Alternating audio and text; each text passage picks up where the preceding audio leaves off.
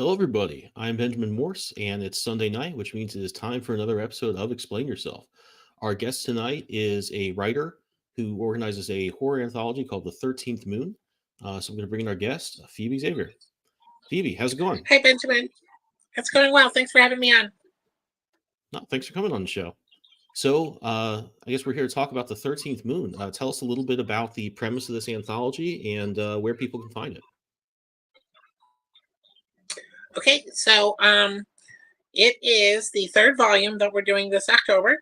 And the first one was in 2020. The last one was for 2022, but I think we actually got it out last year, during 2023 at some point. It is a horror Halloween anthology. We work with a variety of different themes. I had already been doing a cyberpunk anthology and a espionage anthology. So I just had the idea that I wanted to do a Halloween horror book. And the first one was a successful Kickstarter. The second one did not succeed on Kickstarter, but I wound up getting a horror writing grant that allowed me to print all the copies that I needed to print of that for my art team and for their comp copies. And so, yeah, both of those first two can be found on Indie Planet, where all my comic books are for sale. And this one right now, we're looking at the pre-launch page that people can click on right now to get notifications. It starts in 2 days. Yes, 2 days. We go live on October 1st. So it'll run from October 1st to November 1st. It features 5 stories this time, I think. And 5 or 6 stories this time. And yeah, it is a really fun, diverse series of horror stories. The first 2 are comedy horror stories, and then it gets progressively gorier and or more actual horror oriented, more on the suspense, the scariness for the last couple of stories. And we also feature in this volume a couple sequels to stories that occurred in the first 2 volumes. Okay, cool. And I wanted to mention, if you're watching this on YouTube, the link to this pre-launch page is right down there in the show description, along with the links to some other books. So you can just click on that, go right over, and get on this pre-launch list. Um, I love the artwork you've got in this thumbnail image. I don't know what anime that reminds me of, but it reminds me of something like very 80s, 90s, and I'm like, it's a cool style. It's very just like it a lot. It Thank looks you. like this is. That Oh, go ahead. one No, go ahead. I'm That sorry. one that we see the image there is by Schwenshin Bunag, who is my Mhm. artist on the Trouble versus Cthulhu story in this volume.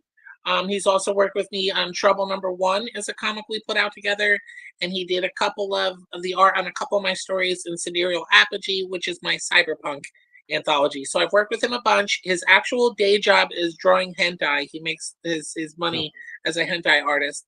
So when he does bring his talent over to the comic book world, it's often he has some buxom ladies and excuse me, and some strapping young gentlemen. I guess you would. Absolutely. I love the coloring on this. Like I said, it Yes, reminds me he of like does. kind of 90s like video game artwork or stuff like that. Like it's a real good, without looking self-consciously retro, a really good, it brings to mind all that old stuff. I was going to ask, it looks like this character is featured in some previous issues I got a chance to take a look at. Is she a reoccurring character, and is she kind of the face of the 13th Moon anthology? Absolutely. Actually, excuse me, I don't know what's going on here, but in issue number 1, she's even discreetly featured on the baby's T-shirt. That Oh, Lucy okay. is on all 3 covers. Yeah. That this baby is wearing a T-shirt, and yeah, she's discreetly featured even on the number 2. Oh, I don't know if that's showing well. Yeah, I think it But gets yeah, a little so blurry. no Yeah. worries. Pe- yeah, people can look it up on Indie Planet if they want to see the cover to that. Okay. indieplanet.com/123go. You can see all of our books, including that is issue volume number 2 of 13th Moon. And yeah, so Lucy is kind of the flagship character of 13th Moon. And when I was first putting it together, my friend Bayron, who had worked with me on a couple other, well, at least one other story in my cyberpunk anthology, and done some promotional artwork for me in other capacities. that excuse me, he came to me with this like, oh, I want to do this story about this the daughter of the devil breaking free from hell and joining a metal band, and that's basically what happens in volume 1. And now in volume 3 they're an established metal band and they're going on tour. And so and do you have the cover image for number 3 as well? Because Oh I yeah, if you think can. on the cover image it shows her like I don't have that. I just have the she's pre-launch about to page like uh, in the previous 2 no issues. worries. She looks like she's going to like swing her guitar to attack these like nefarious, fiendish looking creatures on the cover. And it's basically they run into vampires this time around. And so it's Lucy and the Doombringers, which is her band, versus vampires. No, I can't go wrong with that. Yeah. So you mentioned you're working with a team of people on this. Tell us a little bit more about some of the other stories and who you're working with on it. Sure. So that first story, Bayron does the scripting and the artwork. I will do at the end. I will edit his dialogue and do comedic punch ups. Probably add a couple of jokes per page. Make it. He already has a very good sense of humor about it, but I have a background both writing comedy and doing stand up comedy. So I will be able to add a little bit of humor per page for that one. Trouble number 2, like I said, is features the artwork that we see right over there.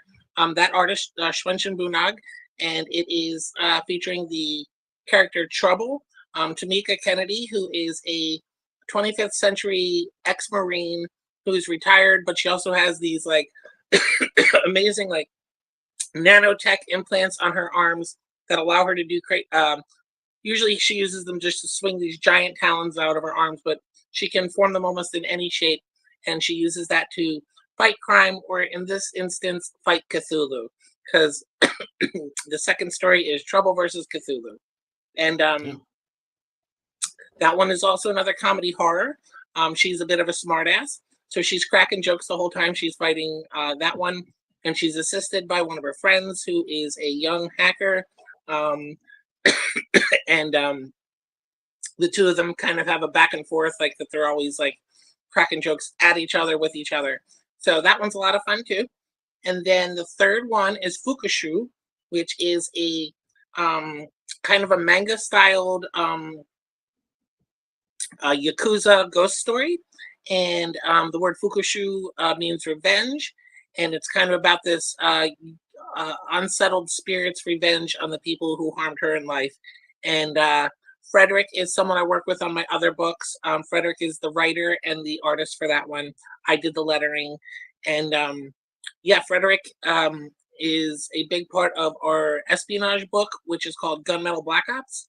And he brought two of the main characters to that book.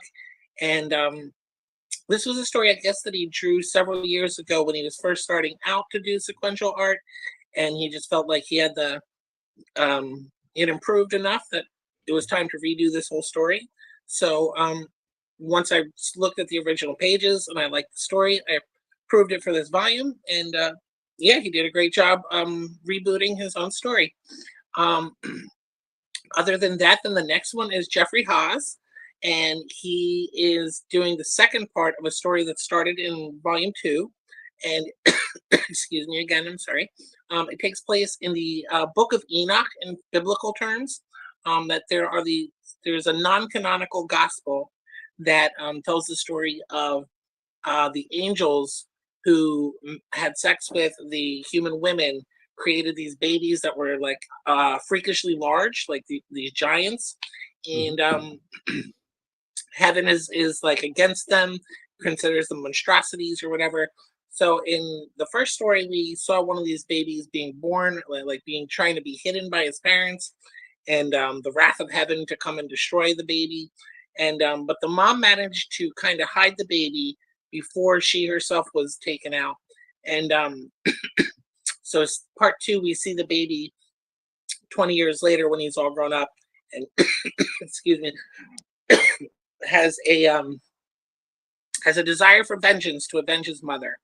So that is what's going on in volume 3 is part 2 of that story that Jeffrey did. We'll have a part 3 for volume 4. Oh, cool. After that, oh, after that is Fever Dreams, which is a Chris McCulley story. Offhand, I do not remember the artist's name, but he's an artist that this is his first time working in sequential art like that. So when Chris pitched me the story, he said he already had an artist picked out. So and if I liked his art, would we work with him? And so we gave that guy a shot, and this will be his first published comic book art. Kind of looking here to see if I can find his name, but not seeing it. But that story of Fever Dreams is also like the prequel to Christopher McCulley's Dark Legacies universe, which I think he has a role-playing game and several novels that go along with that. So it ties into a bigger universe there. And lastly, we did Brunch. Brunch is, oh, and I did the lettering on most of these. And the last one, Brunch, is my friend Ben DeMaio from Philadelphia, who's the artist, and Joseph Cervellin, who is my editor for my short story collection. He did the story writing, and that one is a twisted kind of like Sunday morning in Los Angeles, and a young lady being stalked by this creepy dude with like a crazy weird outfit and everything, and for whatever horrible reason, she's the only one that can see her stalker. And so that is a demented little story that and for 5 pages, I think that packs a lot of suspense and horror. Very cool. So it sounds like a lot of different, the tone of the stories is different, and you're drawing upon a lot of genres and stuff. I wanted to ask you something about what you said on the story you were collaborating with. I think it was the first one, how you were doing editing, they were doing the plotting and art, and you were kind of coming in to punch up jokes. I think that's a great way to work because like even in comics, just one guy generally writes something. The as I understand it, like in animation and TV shows, people will just do scenes that like this is their type of scene or this character's dialogue. That seems like something that would work out a lot better for a lot of indie books, especially if you had a team of people that had strengths. And I think that's nowhere more obvious than with humor, because like just not everybody's funny, especially in comics, which is not, I would say, always a humor friendly medium. Yeah, no, especially like as someone, hello, creator, um, especially like having the experience as a stand-up comedian. Like I know that, yeah, comedy can be very hard. Something that is hilarious to you, getting up and saying it in front of a room of people is when you really find out how funny you are and how funny your joke is. So yeah, Bayron does inject a lot of the humor from in the first place, but I in the initial volume, I added a bunch of jokes per page, and I think that really made the first story a lot funnier. And so we're gonna do that again this time. But he and I sat down for a lunch last year, maybe around this time, maybe like last November, and discussed the whole general outline of the story and the direction of the story, and you know, I worked with him all year to make sure that we were where we needed to be, um, as far as the number of pages done, how complete the plot was, and that's also, I mean, I take a pretty active role as an editor. Like Joseph and I brainstormed on Brunch. I had his initial 5 page, or I think it might have been 4 pages initially. His initial 4 page script. And I went back and I was like, well, this is what I love, and this is what I'm like still kind of iffy about. And through chats online, we sorted it out over a couple weeks, and totally made the stalker guy a lot creepier. And I asked them to add an extra page. I thought like 4 pages was too. We were compacting it too much, and yeah, so we added an extra page, and I gave him some feedback that helped him improve the story, and I think that one came out really really good. Jeff and I think same thing. I'll take his initial first draft on something and go back and chat with them and be like, well, this is what I think works, and this is what I'd like to see changes on, and meet me halfway. What's going to work best for us as a team creating the story? Maybe I'm allergic to this damn scarf. I was trying to have a Halloween spirit, and it was a bat scarf, but holy moly, something's making me cough. There's a lot in the air this time of year. We're getting it here in New York pretty bad. A lot of pollen. That too. Yeah. But yeah, that's a really good way to work. I think that we've sort of become, this kind of lines up with what I was saying before, where everybody that wants to get into comics that grew up reading like 90s comics, we're very attached to the roles that those like had. We've kind of combined artists a little bit. Sometimes people like you will draw and color and ink everything, and then do other stuff too. But I think we're really like, I don't feel like writers tend to step on each other's toes a lot. And I think there's a lot of examples, like I said, of in TV writers' rooms of that working really well. And I think it's nice that you found ways to kind of sit down with your team, figure out everybody's strengths and weaknesses, and then comfort levels, things like that, and just find a good way to really bring a lot to the table for with each of your skills. I think a lot of times people I talk to that have resistance to using an editor are like, well, I don't want somebody just to correct my typos and maybe just say, don't do this or do this. But I think you kind of got a pattern where you're really bringing a lot to that, and it makes a lot of sense to work together in that case. Yes, I think that it's much more important to be interactive than to just be like, no, or like yes and no, and like give them enough feedback to let them know what's actually going to work for the book, for the company, for whatever. I mean, I don't want to put out any story that I don't like. So when I get a story that's 80% there, I want to work with them to get the extra 20% to have 100% a story that I want to put out. Yeah, it's really important to at least, whatever your process is, I think, whether that's one creator just going over something to an nth degree and making sure that the weaker parts are brought up or plot holes are figured out, or just having trusted other creators read it, or just having an editor. I mean, that's a really with indie products, I think we have to be like, we're getting to a point where people are really working out the cost. I think settling on what an indie book costs that's raised through Kickstarter funds, that's kind of ironing itself out, I think. And one thing that's becoming clear, that if it's going to cost more than stuff at the comic shop, it's got to be really good. There's got to be a good reason to do this, or people just aren't going to support it. So yeah, that's really, we have that advantage. We don't have this monthly schedule where we're putting out 22 pages a month. And I think the trade-off is we have to, if we're going to take a few months to do it, the readers are going to expect that, yeah, this is going to be the result of several months of effort. Yeah, this is a 60-page book that we're putting out this year. So, and the cover price, or the Kickstarter price, is $13 for the physical copy. But you're getting 3 issues for that price, basically, as far as about 20 pages a book or whatever. Yeah, roughly. I think that's what the big two are down to, is 20 pages a month. Yeah, so that's not a ridiculous price for a book of that size. And I think that, I have curated a pretty talented team that some of these are people coming back with their second or third story. Some of these people are the first time they put a story in my book. And, to me, it's really about, like, this book specifically is like, is it a type of horror? It could be funny horror, it could be really scary horror, but it's definitely going to be also adult. We are like a mature audiences type of book here, because I will curse and I will show gory stuff. But ages 17 and up, if you're mature enough for that. Hi, DM Ray. And so if it fits like what I'm looking for, I want to put good stories in my book, and 60 pages for $13. Also, you got the synchronicity with the title there, 1313. So maybe a little branding there to justify the price as well.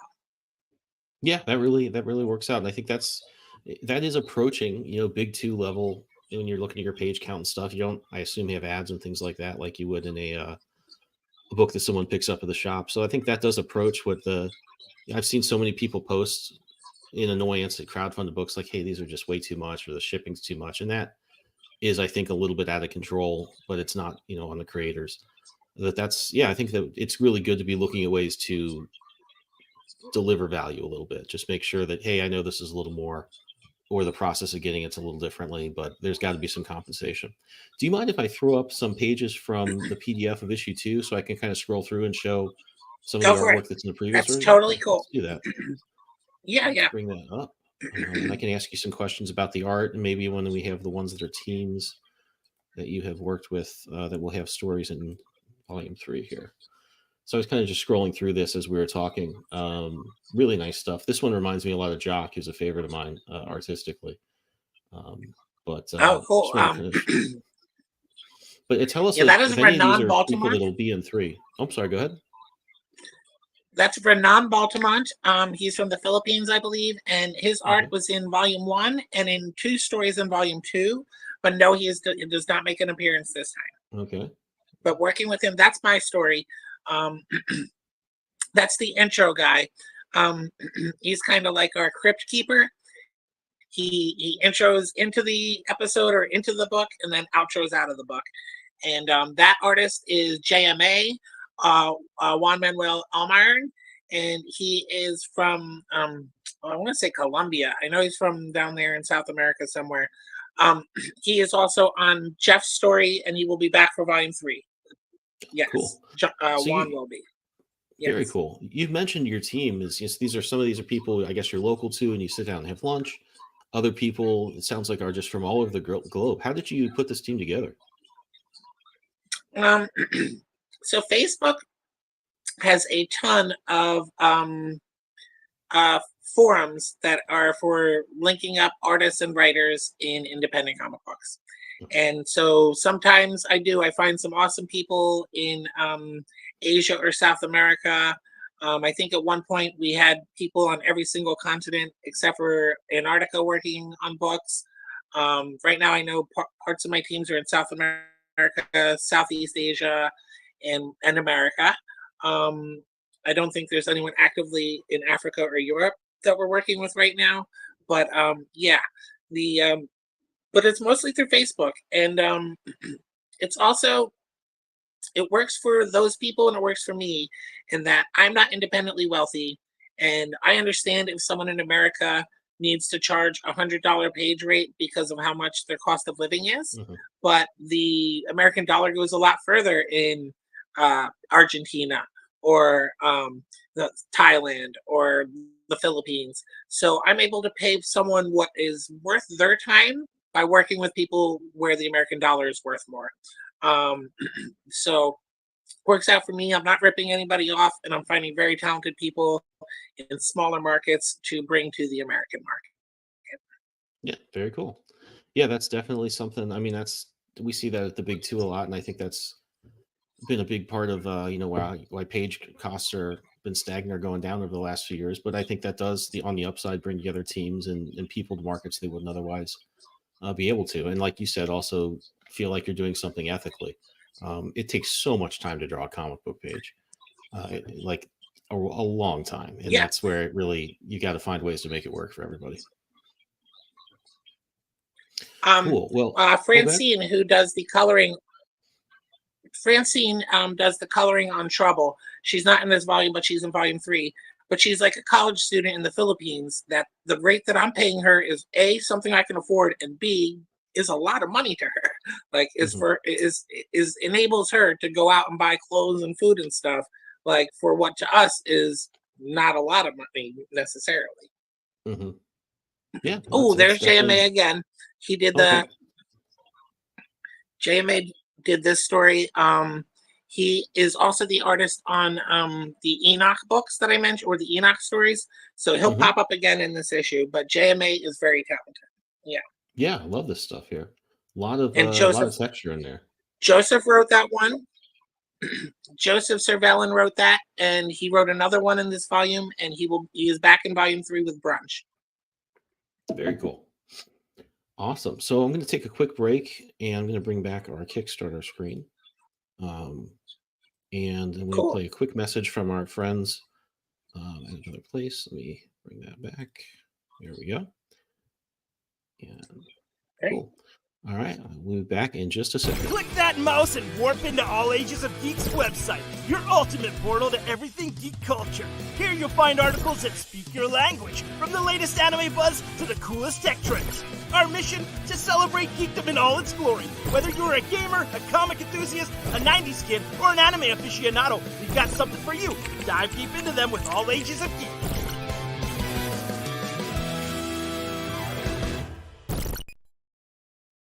Cool. So the second half of the show, we usually talk about, I guess, some of the things we kind of talked about already, which is what always happens. But as all stuff blurs together creatively and sort of logistically. But you've kind of gone through how you met your team, how you've managed all that. Tell us a little bit about, we also did discuss pricing, but tell us about like how you determine your pricing and shipping and kind of approach all those challenges. Yeah.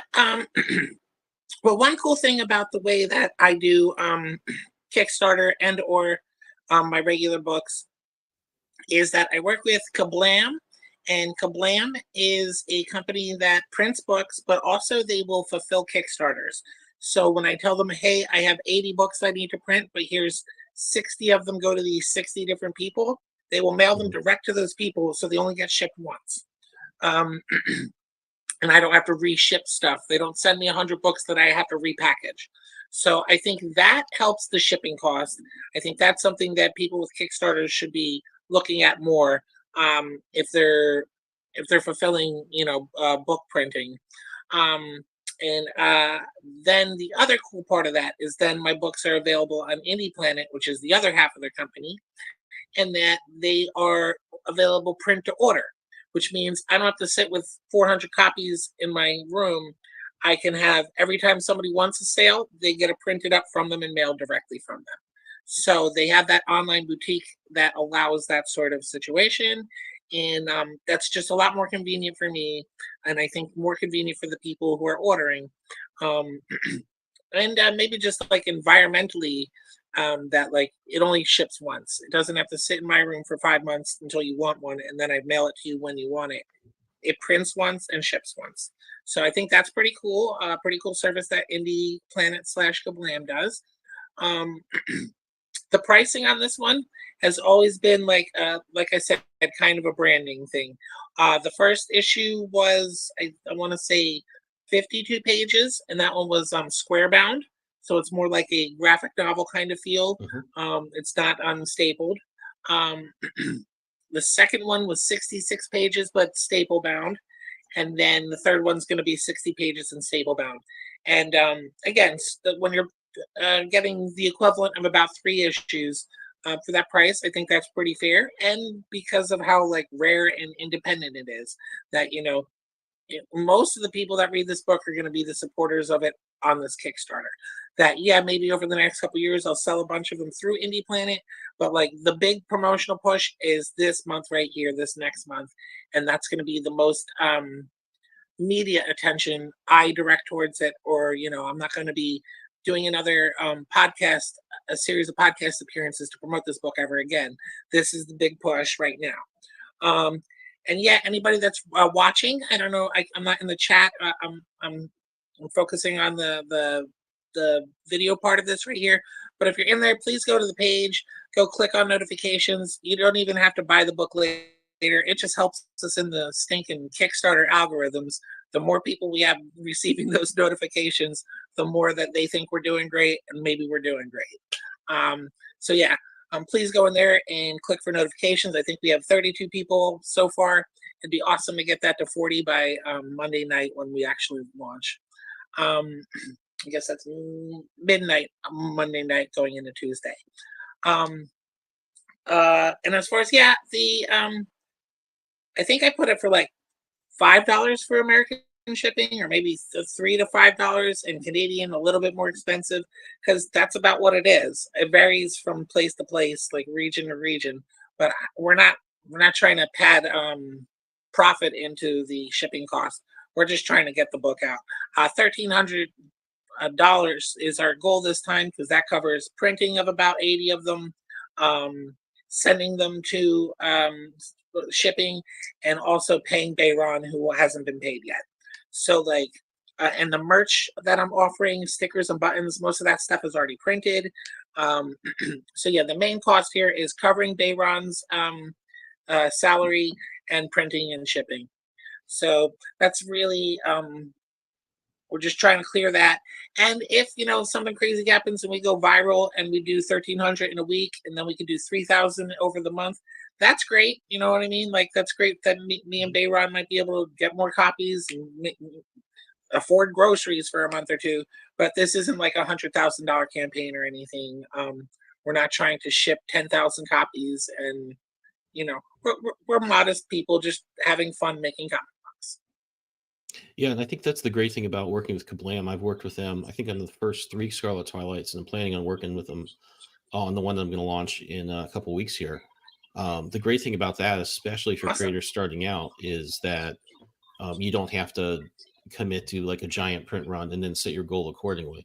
So I think that gives you a chance to really grow your audience. Like on the first one I was doing, I was like, hey, I could conceivably sell, like 2 of these and not lose money if I set my goal right and to make sure it just covered whatever it was. And they give you some price breaks if you hit certain metrics, but you can always know, hey, I don't need to set a super high goal that I may or may not meet just to get this book out there. You can print on demand and maybe get a little extra, but you're not committing to some big, generally it's like 500 or something like that, or 100. Even it tends to be a pretty big chunk of money. And people react pretty badly to that sometimes, I think, with campaigns. They look like, oh, this person's asking for all this money. I've never even heard of them. And I think that lets you, keep your risk down and let you slowly build an audience instead of just needing to clear some like initial really high bar. So I've recommended them to a lot of people. And they're definitely, Yeah, printers always have delays, but they've had less than other ones I've worked with. I have both Barry and Jenny on my Facebook too. They're great people. Like Kablam is definitely like a good, fun group of people. They're both writers and publishers of comic books themselves. So like it's a passion for them as well. I love that company. Yeah, the other thing you said something that sort of clicked in my head. Dang, now I freaking forget it already. But Kablam is awesome. Oh, okay. So I'm in a newer chat, which is like a group chat between other comic creators doing Kickstarters, and giving each other Kickstarter tips and or help or whatever. And they've been giving me the quotes from Print Ninja and some other company that I think abbreviated to CI, Comics Illustrated. I don't know what that probably was. Comic Impressions. There were like 2 other companies.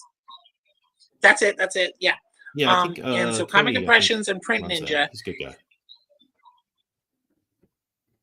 Well, and I was just comparing the prices to all that, and Kablam basically maybe at 1,000 is like not getting the same cut that you get or whatever, the same discount. But like for under 100 issues printed, I definitely get a better price. And the fact that they fulfill your Kickstarter and you only have to ship once, that cuts shipping down in half as well. So yeah, that's the route I'm going to stick with for now. Yeah, I mean, I didn't mean I mean, I like crediting people that do a great job for indie creators. I didn't mean to just go and talk about Kablam, but what I really liked about that is their model is that this is a really good pathway for people. You think about starting a Kickstarter, you're a creator, especially if it's your first time, it's hard enough just to figure out how to put together a book. But then you've got like, oh, I don't know how to do shipping. There's boxes I got to buy. There's bags, there's boards, and there's just a little bit too much, I think. If you can find partners like Kablam, like Comic Impressions, that will have expertise in some areas, just to take a chunk of that off your plate, it makes a pretty huge task, approachable. And I think that's something that doesn't need to be necessarily that solution. But I think I always kind of, when I'm talking with people that are doing this, it's like find something that works for you to make this less scary, less, all consuming, because it really can get out of control if you're doing everything yourself. So yeah, very cool. And I think I've talked to a lot more people Absolutely, doing that as well. And I mean, most of us that are doing this Kickstarter independent comic book stuff are, have to work other jobs or have other stuff going on in their life. So yeah, the more that you can be efficient, the more you can get your efficiency up, the less stress, the happier you're going to be, and the more successful you're going to be. Yeah, Yeah, and I think it's also, like I said, you got to. It's not everybody's going to have this home run book their first time out, but you almost need those numbers to do a huge print run. This kind of gives you another path to build up fans. I've been hearing a lot of people talk about like building their audience. A few other podcasts from people in the indie space, and they talk about just finding ways to keep backers coming back, keeping kind of finding ways to build audiences that are not just invested in one particular story, but in everything a creator does. Is that something you're kind of looking at with all you mentioned? You're doing a lot of anthologies that, this one's horror, you've other ones that are cyberpunk and things like that. Is that something do you pick projects out to like focus on, what you've kind of seen response from your audience and like building that up? I think, well, there's something that I've heard before, and I definitely take it to heart, and it's part of my process is make the book that you want to read. Don't like make the book that you think the industry wants, um, or what you think would be a hit. Like if it's a hit to you, then that's what you should roll with. But in general, yeah, I just come up with a lot of different ideas, and over the years, have met so many creatives that I like working with that like understand the slower schedule of an independent printing team, that understand, like, yes, they have other stuff going on, but if they can get you those 4 pages in 2 months, and that's great. um, so I think the books that I put out are kind of determined by the people that understand, yeah, my methods, my pace, and the quality of books that we put out. So as far as my readers, it winds up a lot of times, and a lot of my readers are my friends, and but that's okay because they keep coming back 4 projects later, and they're like, "Yeah, Phoebe, I got $20 on this. Like, you put out good stuff. Thank you, thank you." Um, and I do have an email list that grows a little bit each Kickstarter, but I'm not one of these people out there that like is harvesting like a 3,000, 4,000 name email list or anything like that. I have a couple hundred names on my email list. And yeah, so it's good to grow your audience. And these podcasts, every time I do one, is a chance to even just get one or two more readers, one or two more people to click that notification button. But like, um, that's the pace at which we grow because we don't have the giant marketing mechanisms that the big two have. And maybe one of these days, one or two of us in this indie grind will get picked up by one of those companies. But we're not doing it specifically because it's an all or nothing. Like, oh my god, if I don't get hired by Marvel, then my life is ruined.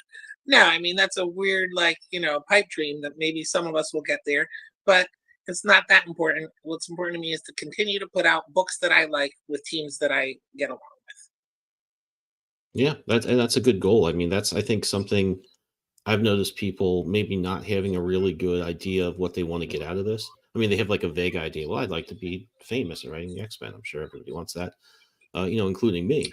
But Yeah, like yeah. I don't think that people have like a good. It's always like step C, rich and famous. I'm on a panel of Comic Con or something, and a lot of people that have been really successful almost focus on that in between stuff. Okay, I know how I want to put out the book. I know what kind of book I want to make, but they're just like laser focused, say, on their email list. That's lately, I think, been working out real good for a lot of people. And those are the people that I've seen like consistently build audiences and then figure out how to like put their books out. And in Joey's comment here about this is why Geek Collective was born, Geek Collective helps out creators, who are trying to figure out, especially, early on their career path, creators figure out how to put campaigns together, help out with, graphic design, help out with some of the in between things that are not necessarily the book itself, but ancillary to that. And it's all those things that make it just hard to finish something if you're starting out. But yeah, just focusing on Geek that. Collective. Yeah, that's Joey, my co-host, who's on the deadline tonight, but is usually here with us. And yeah, that's the stuff that like he really focuses on. Like, how do we get these books in front of more people? These campaigns, rather, in front of more people, and just the other stuff besides the creative. Although he's got a lot of creative ideas as well as far as content goes. But yeah, there's just a lot that goes into this that isn't necessarily writing or drawing a page. And I think that's something that I've, if I'm on a creator chat or discords, I see people that are just really into, I'm building up my YouTube channel this month. I'm doing this. Again, the newsletters are a big deal for people lately. those people are doing really well. And I think seeing new types of backers, and then also I guess focusing on the analytics Kickstarter gives you a lot of good tools to see who's coming back, where they're coming from, and like the people who do well really focus on that stuff. So that's it's good to hear. It kind of crystallized that in my head when you were talking about, hey, I just want to keep doing these books with teams that I like, finishing out and creating books that I like. That's I think something that a lot of people don't have that goal quite in mind. So it's good that you do, and I think that's why you're putting out so many of these anthologies that look really great. Thank you. You're right, but like you reminded me of the old South Park underpants gnomes joke, where it's like, step 1, get the underpants. Step 2, huh? Step 3, profit. And it's like, yeah, you have to have all 3 steps kind of lined up before you can get to the profit. So yeah, absolutely. Keep your yeah, that's definitely. I mean, I've been guilty of that too. So, but that's something I think is really important to focus on, and it's those details that are very easy to miss, especially on like your first few books. You're not thinking, ahead on everything that's gonna be between you and where you want to be. It's very cool. So just to recap. Oh, go ahead. I'm sorry. I think my first Kickstarter, I like kind of halfway put together a decent Kickstarter page and then like stopped halfway through. And then like the project was already live for 7 days before I messaged anyone about it. And I was like, that's not going to succeed. That's like, you didn't understand how to do it. I didn't know what I was doing. And I really didn't even do a successful one until I was first part of other people's bigger projects contributing into an anthology. Mm-hmm. And I kind of saw how much work and stress actually goes into a full month of running a Kickstarter. And I know some of my friends even like kind of shy away from it. Like they're like, yeah, I've run 2 or 3 successfully, but like, do I want to do that again? It can be so stressful. So yeah, it's definitely a viable means to find an audience and to get your books out there, but it's also a lot of work too. Mm-hmm. Yeah, it's more work than you think. Just to even manage an active campaign, aside from the marketing stuff you need to be doing. And I've seen people like, I always had a hesitation about posting too much. Like I feel bad posting every day, but a lot of people do really well posting, like the same type of thing 5 times a day. And that's one part of the work. Mm-hmm. But even just answering people's questions about like, do you ship to my place in Tanzania or something like that, and say, no, I don't really do that, or figure out a way to do it. Conversely, that takes up a ton of time too. So there's just a lot of stuff that goes into it. Mm-hmm. Well, so we're going to finish up here. Before I get to bringing up some other books we wanted to highlight, I just wanted to reiterate, you can, if you're watching this on YouTube, you can go right to the show description and get to the link to this pre-launch page. Head over there, click on that link, so you'll be the first to know when this launches. And if you're just going on to Kickstarter, you can find us just by Googling 13th Moon, I believe, right? Yeah, I believe so. And you can also go over to Indie Planet if you want to check out what was the name of your studio page for that, if they want to check out the previous one? Okay, so it's indieplanet.com/123go. And if you do go to that that little boutique, Trouble Number 1, who she is one of the characters in Volume 3, Trouble Number 1, that book is a free download right now for digital PDF. You can get that for free. Get a sample of Xuanzhen's art, get a sample of my writing and lettering, and it's actually one of my oldest books, but I've improved since then. But yeah, get a sample of that character and what kind of product we put out. Very cool. Awesome. Well, stick around. We'll recap at the end, but let me bring up a few other books we wanted to put some eyes on. The first one is what we do at Geek Collective, Archetypes. We put out an issue of this earlier this year. I think it turned out really awesome. I'm working on the cover for it now. This one's going to launch soon for the spooky season. It's going to have some great stories in it, and we're real excited to get this one going. The next one I want to bring up is Danger Squad. I've been helping out just a little bit on some of the podcast stuff they've been doing for this. This guy has got the whole world thought out.